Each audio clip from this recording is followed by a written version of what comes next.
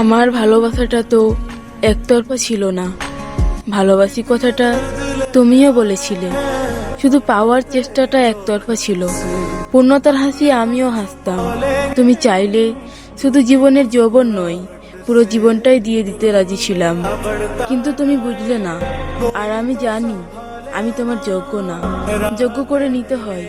যোগ্য কাউকে পেয়ে ছেড়ে যাওয়াটা ভালোবাসা নয়।